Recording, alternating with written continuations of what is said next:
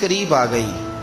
لیکن کچھ لوگ ایسے بھی ہیں جن سے میں نے دبے لفظوں میں پوچھا کہ سوٹ سلوا لیا ہے، تو وہ نا ان کی جھکی جھکی آنکھیں بتاتی تھیں کہ دکان پہ جانے کے پیسے کوئی نہیں پاس. ایک شاعر تھا تو وہ کہتا ہے کہ میں کھلونوں کی دکان کے پاس سے گزرا، میں بھی ساتھ تھا، میرا بیٹا بھی اور میرا پوتا بھی. تو میرا پوتا ضد کرنے لگا کہ کھلونا لینا ہے، تو میرے بیٹے نے بڑا سمجھایا نہیں لینا نہیں لینا، پر بچے نے ضد نہیں چھوڑی. باپ نے مارا بھی ڈانٹا بھی، پر اس نے کہا نہیں میں نے کھلونا لینا ہے. تو جب میرا بیٹا نہیں مان رہا تھا تو میں نے پھر اس کو کہا، میں مثال دے رہا ہوں، پس منظر کچھ یوں بنا ہوگا. اس نے کہا کہ تم کھلونے کی دکانوں کے پاس سے کیوں گزرے؟ یہ بچے کی ضد ہے، یہ سمجھوتا نہیں کرتی. یہ بچوں کی ضد ہے، یہ سمجھوتا. توبہ کریں تو پھر بدل جائیں، پھر تبدیلی آئے. اور یہ کوئی مشکل کام نہیں، جو بدلنے والے تھے وہ بدل گئے. بڑا کچھ کرتے تھے پر پھر وہ لوگ بدل گئے. حضرت فضالہ رضی اللہ تعالیٰ عنہ کہتے ہیں کہ میں بڑا دلدادہ تھا عورتوں کا، اور میرا ماحول یہ تھا کہ میں قتل بھی کر لیتا تھا، معاذ اللہ چوری بھی کر لیتا تھا، اور رات میری طبیعت تھی معاذ اللہ نئی سے نئی عورت کے پاس جانا. کہتے ہیں ابو جہل نے اعلان کیا کہ جو نبی پاک علیہ السلام کا سر اقدس معاذ اللہ کاٹ کے لائے گا، نقل کفر کفر نہ باشد، 100 سرخ اونٹ انعام ملے گا. تو میں نے ارادہ کر لیا کہ میں بہت سارا انعام حاصل کروں گا. قرآن مجید میں نا اللہ فرماتا ہے کہ بہت سارے لوگ ایسے ہیں جنہیں اگر میں رزق میں کشادگی دے دوں، زیادہ پیسے دے دوں، فرمایا باغی ہو جائیں، وہ سرکش ہو جائیں. یہ بہت سارے لوگوں کو جو اللہ تبارک و تعالیٰ اعتدال میں رکھتا ہے تو یہ ان کے لیے بہتر ہے. ہر بندہ دولت کے ہوتے ہوئے نیک ہو سکتا، تو یہ اللہ اگر رکھتا ہے نا اعتدال میں تو شکر کرے اللہ کا، ورنہ تو لوگ عیاشیاں کریں، پتہ نہیں کیا کچھ کر گزرے. تو حضرت فضالہ کہتے ہیں کہ میں نے خنجر تیار کیا اور میں نے بغل میں اس کو چھپایا، اوپر میں نے چادر اوڑھ لی. اب مجھے پتا تھا ظہر کی نماز کے بعد نبی پاک صلی اللہ علیہ وسلم طواف کعبہ کے لیے، بیت اللہ شریف کے طواف کے لیے جاتے ہیں.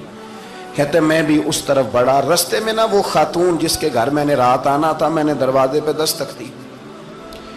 میں نے کہا کہ تیار رہنا، تیار رہنا، آج میں بڑے پیسے لے کے آؤں گا.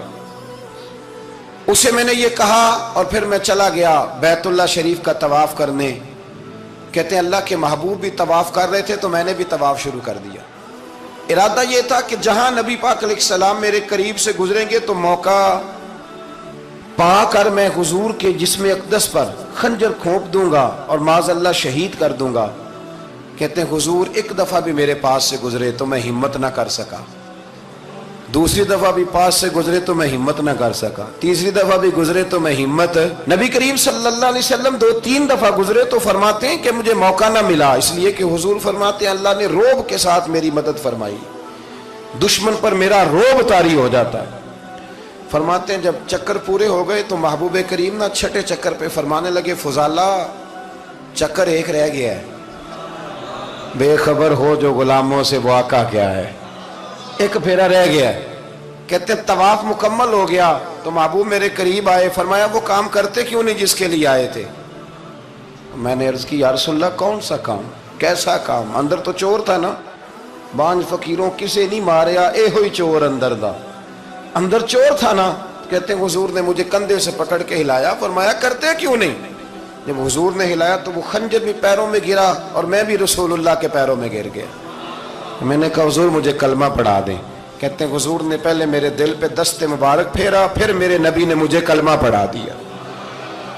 اب نا مرید ہونے والا کہتا ہے کہ جی آہستہ آہستہ میں ٹھیک ہو جاؤں گا. اب وہ آہستہ آہستہ کا کیا ترجمہ ہے یہ بالکل سمجھ نہیں آتی. بھئی کسی بندے سے 5 لاکھ روپیہ لینا ہے تو اس سے وہ کہتا ہے جی میں آہستہ آہستہ دوں گا، 500 روپیہ دے دیا کروں گا روز کا، تو کہتے ہیں میری رقم خراب ہوتی، پورے دو. اور نیکی کی بات جب آتی ہے تو کہتے ہیں حضرت صاحب دین اتنا سخت نہیں ہے، میں آہستہ آہستہ ٹھیک ہو جاؤں گا. اب میں مغرب عشاء پڑھنی شروع کر دیا میں نے، اب میں تسبیح لے لی ہے کل میں نے، بھی آہستہ آہستہ میں ٹھیک ہو جاؤں. یعنی رقم لینی ہو تو وہ آہستہ آہستہ قبول نہیں ہے. لیکن اور مکان کی رجسٹری اگر کرانی ہو تو مالک مکان کہے کہ آہستہ آہستہ کرا لو. کہتے ہیں پیسے پورے دیے ہیں, سویرے چل اور بیان دے. یہ کیا بات ہوئی؟ یہاں یہ جو ہمارا ماحول تھا نا, کر لیں گے, ہو جائے گا, یقین کریں لوگ قبروں میں چلے گئے ہیں پر مسجدوں میں نہیں آئے. ہر کام سے لوگ ریٹائر ہوئے پر گناہوں سے ریٹائر نہیں ہوئے. آخر تک تباہی اتر گئی لیکن لوگ بدلنے کو تیار نہ ہوئے. حضرت فضالہ کہتے ہیں ابھی میں نے کلمہ پڑھا, ابھی میں واپس آیا, رستے میں وہ بی بی کھڑی تھی. کہتے ہیں میں وہ شخص تھا کہ عورتیں مرتی تھی میرے اوپر اور کسی کی جرت تھی کہ وہ آئیں بائیں شائیں کرے, لیکن فرماتے ہیں میں بی بی کے پاس سے گزر گیا. پہلے تو اس کا خیال تھا رکے گا, لیکن جب میں رکا نہ تو دروازے پہ آئی, اور جب میں گزر گیا تو اس نے آواز دی, لیکن میں نے سنی انسنی کر دی. جب آگے بڑھا تو میرے پیچھے دوڑی. فرماتے ہیں مجھے پکڑ کے کہنے لگی فضالہ تجھے کیا ہوا, تو وہی نہیں جو یہاں سے گیا تھا؟ آپ فرماتے ہیں میں کبھی نہیں رویا تھا, میں کبھی نہیں رویا تھا. اور جب کہا نا تو وہی نہیں, کہتے میں نے سر اٹھایا تو میری آنکھوں میں آنسو تھے. میں نے کہا میں جو گیا تھا وہ نہیں ہوں, اب تو میں محمد عربی کا غلام بن گیا, اب میں وہ نہیں ہوں. اب نہیں ہو سکتا کہ کوئی میری نظر میلی ہو جائے, یہ کیسے ممکن؟ اب نا اسلام کی تعریف ہم نے یہ کی ہے کہ خبردار کوئی ہمارے قریب نہ آئے, ہم کسی کو بات نہیں کرنے دیتے کہ ہم مسلمان ہیں, ہم بات نہیں کرنے دیتے. پتہ کیا بات ہے, ایک میری یہ تقریر ہوتی ہے ممبر پہ, اور ایک میرا عمل ہوتا ہے جب میں سفر کرتا ہوں, جب میں گاڑی میں بیٹھتا ہوں, جب میں دوستوں سے ملتا ہوں. جب ان دونوں باتوں میں تضاد آتا ہے نا, تضاد, تو لوگ تقریر کو جذبات نہیں کہتے, ایک فن بن جاتی ہے تقریر. آپ کو پتہ ہے نا وائزین نعت خاں کہتے ہیں میں نے محفل لوٹ لی, پھر لوگ شمار کرتے ہیں کتنے لوگوں نے سبحان اللہ کہی, پھر لوگ شمار کرتے ہیں کہ آج 5 بندے روئے بھی تھے جب میں تقریر کر رہا تھا. تو پھر یہ فن ہے, یہ جذبات کا اظہار. سمجھ لیں بات کو کہ عمل جب آپ نہیں نہ کرتے عمل, تو آپ خود بڑے بے چین رہتے ہیں کہ یار یہ میں کیا کر رہا ہوں, یہ کون سا گورکھ دھندا ہے کہ میرا عمل صفر ہوتا جا رہا ہے. ہمارے ایک استاد تھے تو وہ فرمایا کرتے تھے کہ اگر پڑھے لکھے آدمی کو تم بے عمل دیکھو تو اس سے دور ہٹ جایا کرو, ورنہ تمہیں بھی بے عمل کر دے گا. میں نے ان سے عرض کی, میں نے کہا حضور یہ کیا ہے؟ تو فرمانے لگے اپنے حضرت صاحب سے پوچھنا, وضاحت کریں گے. میں نے حضرت صاحب سے کہا جی عجیب بات کر دی ہے, علم والے بندے کے پاس بیٹھ کے تو علم آتا ہے. تو وہ فرما رہے تھے کہ علم والے بندے کے پاس اگر وہ بے عمل ہو تو بالکل نہ بیٹھنا. تو حضرت صاحب فرمانے لگے انہوں نے صحیح کہا ہے. اب بات بہت بڑی ہے, پتہ نہیں آپ کی سمجھ میں آتی ہے نہیں آتی, بہرحال کر دیتا ہوں.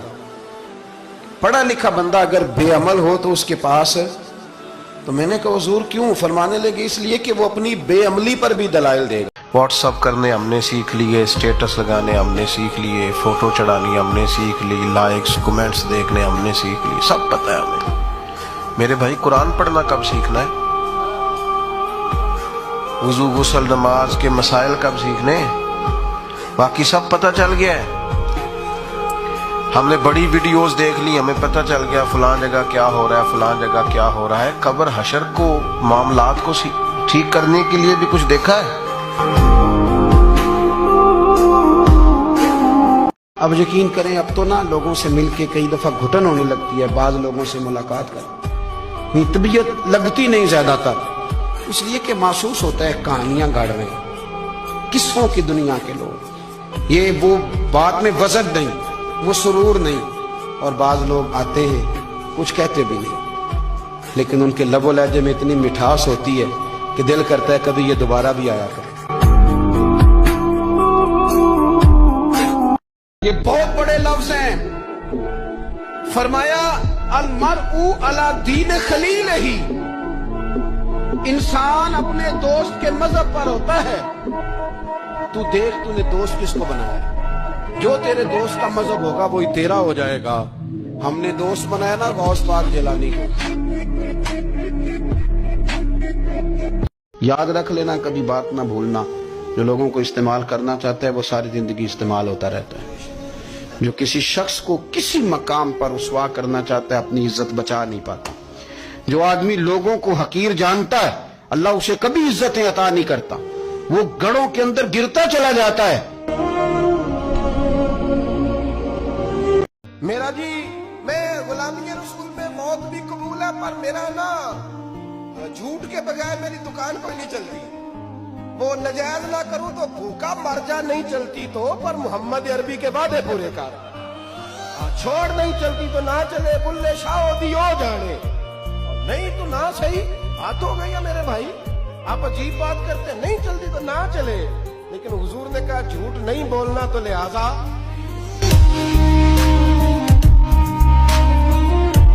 جب کوئی شخص فوت ہو جائے صدمہ تو ہوتا ہے، اس کا انکار نہیں ہے، لیکن کچھ لوگ اس طرح سے بین کر رہے ہوتے ہیں، چیخو پکار کر رہے ہوتے ہیں کہ ان کی زبان پر ناشکری کے کلمات کیا کفریہ کلمات ہوتے ہیں۔ جوان میت ہو گئی تو خاتون بین کر رہا ہے، ربا تینوں ترس نہ آیا، ربا اس کے چھوٹے چھوٹے بچے تھے تجھے رحم نہ آیا، تو کیا خدا بے رحم ہے؟ آقا کریم علیہ السلام نے ارشاد فرمایا، جس نے منہ پر تماچے مارے، گریبان پھاڑا اور جاہلوں جیسی باتیں کی، فرمایا ہمارے ساتھ اس کا کوئی تعلق نہیں ہے۔ ہم نے نا کچھ دکھ بلا وجہ بنا لیے ہیں، وہ دکھ اصل میں ہے نہیں، کچھ تکلیفیں کچھ دکھ نا مفت کے ہیں، وہ دکھ نہیں، وہ خود ساختہ مصیبتیں ہماری۔ مثلا کو بندہ آ کے اگر کہتا ہے کہ میرے پاس ضرورت کے پیسے تو ہیں لیکن جناب سیونگ کوئی نہیں ہوتی، گزارا ہی بس ہوتا ہے، لہذا میں دکھی ہوں، تو میرا خیال ہے جس کا گزارا ہوتا ہے اسے سکھی ہونا چاہیے، دکھی نہیں ہونا چاہیے۔ وہ جی وہ کل کو ضرورت بھی پڑ سکتی ہے، بچے بھی بیانے ہیں، حالات بھی کوئی جڑتی نہیں ہے، تو یہ خود ساختہ دکھ ہے، یہ دکھ نہیں ہے، یہ ہم نے بنا لیا۔ ایک صاحب نے آ کے یوں کہا کہ بڑی تکلیف میں ہوں، کس وجہ سے؟ میری بچی کو اپنے سسرال میں کام بڑا کرنا پڑتا ہے، تو میں نے کہا ہاتھوں پہ چھالے پڑتے ہیں اس کے؟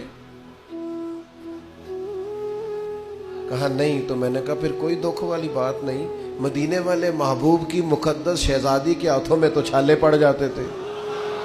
یہ تو خود ساختہ دکھ ہے بھائی، یہ تو بنایا ہوا ہے، یہ کوئی دکھ ہے کہ اپنے گھر میں کام کرتی ہے؟ بلا وجہ کے دکھ، بلا وجہ کی آزمائشیں، یعنی کچھ لوگ آگے کہتے ہیں میرے رشتہ دار بڑے برے ہیں تو میں بڑا دکھی ہوں، اس میں دکھی ہونے والی کون سی بات ہے؟ نبی پاک علیہ السلام نے فرمایا کمزور باتیں نہ کرنا کہ کوئی میرے ساتھ نیکی کرے گا تو میں کروں گا، فرمایا جو تم سے توڑے تم اس سے جوڑو۔ رشتہ دار اگر آپ سے اچھا سلوک نہیں کرتے تو یہ دکھ والی بات نہیں، دکھ والی بات یہ ہے اگر آپ اچھا سلوک نہیں کرتے پھر دکھی ہونا چاہیے، پھر تکلیف میں آنا چاہیے۔ اگر آپ کا رویہ ترش ہے، تلخ ہے، آپ کے مزاج میں گھٹن ہے، آپ کے لفظ بوجھ تلے جبے ہوئے، خود ساختہ دکھ نہیں، او جی میں غریب بڑا ہوں، یہ دکھ ہے؟ غربت اور تھوڑا کھانا اور تھوڑی جائیدادیں یہ تو نبی پاک کی پسند ہے۔ حضور نے تو اللہ سے مانگ کے لیا ہے کہ یا اللہ ایک وقت روٹی دینا، ایک وقت کا فاقہ دینا، اور حضور فرماتے ہیں اللہ میرا دل کرتا ہے جب تو مجھے پیٹ بھر کے کھانا عطا کرے تو شکر کروں، اور جب نہ ہو تو تیری بارگاہ میں عرض کروں۔ تو یہ تو نعمت تھی، پیسے کم اور حساب بھی کم، تو اس کو دکھ بنا لیا ہے۔ خود ساختہ چیزیں اور بلا وجہ کی چیزیں اور حالات بڑے سخت اور بڑے گھمبیر۔ بعض لوگ ایسے ہیں جو تبلیغ کے نام پر دکھی ہوتے ہیں، کہتے ہیں جی میں بڑا کہتا ہوں، لوگ نیک ہی نہیں ہوتے، میں بڑی کوشش کرتا ہوں، لوگ بات ہی نہیں سنتے، میں اتنا نیک ہوں، پرہیزگار ہوں، محنتی ہوں اور خلوص کے ساتھ دعوت خیر دیتا ہوں، لہذا بڑا دکھی ہوں، لوگ میری بات ہی نہیں سنتے۔ تو میں نے کہا اب نہ تکلیف میں آئے، لوگوں نے تو نبیوں کی بھی نہیں سنی، انہوں نے تو یہ نہیں کہا، انہوں نے تو کہا وما علینا الا البلاغ المبین، بھئی ہمارے ذمے کھول کر بیان کرنا ہے، ہدایت تو اللہ نے اپنے دستے قدرت میں رکھی ہوئی، آپ اتنے زیادہ کس بات پہ دکھی ہیں؟ آپ کو ان کی خواہش ہونی چاہیے، درد ہونا چاہیے لوگ ٹھیک ہو جائیں، لیکن اس بات کو شکوہ بنا لینا اور اس وجہ سے لوگوں پر تنقید کرتے پھرنا اور طنز کرتے پھرنا، خود ساختہ دکھ، بلا وجہ کے دکھ، بغیر کسی سبب کے پریشانی۔ کچھ لوگ اب ہمارے ہاں نا ایک نیا رواج بھی آج کل،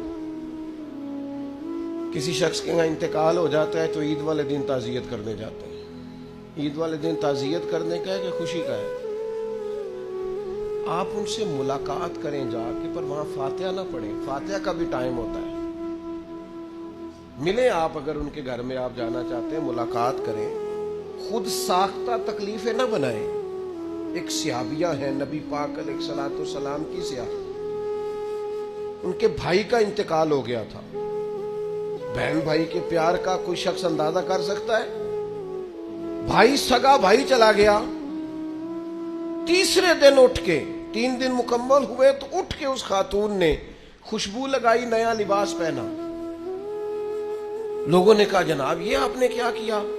فرمانے لگی مجھے کوئی ضرورت نہیں تھی, مجھے کہیں جانا نہیں تھا, گویا کوئی تقریب نہیں تھی کہ میں نیا لباس پہنتی یا خوشبو لگاتی, لیکن چونکہ حضور نے فرمایا ہے تعزیت صرف 3 دن ہے, لہذا اپنے محبوب کی شریعت کا نکھرا ہوا چہرہ لوگوں کے سامنے پیش کرنے کے لیے میں نے 3 دن سے زیادہ سوگ کرنے سے انکار کر دیا ہے.